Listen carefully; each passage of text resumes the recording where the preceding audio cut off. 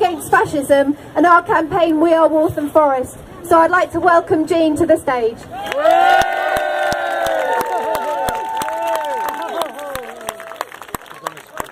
Thank you for the invitation and to be here, and I'm really proud to be here today, standing up against the EDL and all of those who seek to divide our community and our society. I've lived and worked in Walthamstow for many years. I used to teach here, or at least try to, and I know, like so many others, that we've had our problems here with racists, with fascists, and those who simply cannot, will not accept that we live in a diverse society, and we should be celebrating that. We're told that the EDL originally wanted to be south of the river today, commemorating the murder of Lee Rigby, and it's right that that death should be commemorated. People should be able to walk the streets in safety, but the EDL are not there in sympathy. The EDL are here to stoke hatred.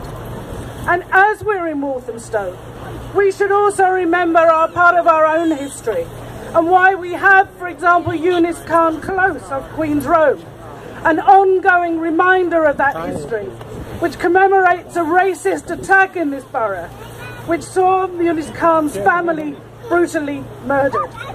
That violent extremism crosses cultures, it crosses beliefs, it doesn't belong to any particular faith, any particular group in society.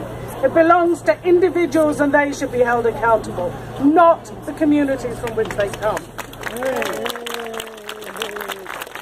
Our community came together after that attack, as we are doing now and as we have done throughout the years. We want to stand up for our common humanity, the right of all to live in peace together, free from fear, free from the threat of attack, just as we're doing here today.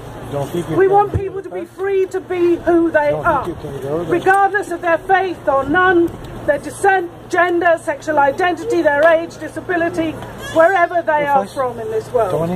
And that freedom is protected under a framework of human rights. This election result sees that framework under threat as never before. This government is threatening to step back from the European Convention on Human Rights, which is not to do with the European Union, okay? It predates that. It's part of coming out of the Second World War and the desire to be a better world and to create peace in Europe. So to leave the European Convention on Human Rights and have a British Bill of Rights instead suggests that we are leaving universal standards that apply to everyone, and that somehow the British are different, and it would make our rights subject to the whim of governments in this country. So all of us who believe in that universal framework, that protection of us all on an equal basis, should oppose any move to reject the European Convention.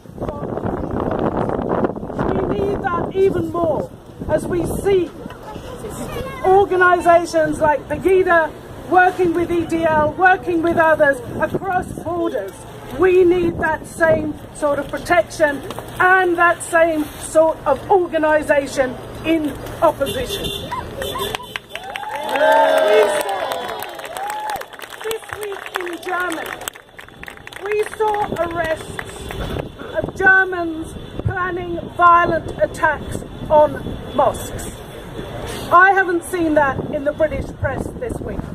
We look at violence as if it comes from one direction only, and that has to end.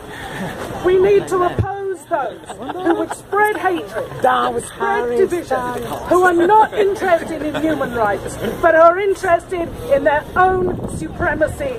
And that's why it's important we're here today, that we organise, that we resist, and we create our own community that works together, lives together in peace, and says no to the EDL and no to all who would divide us.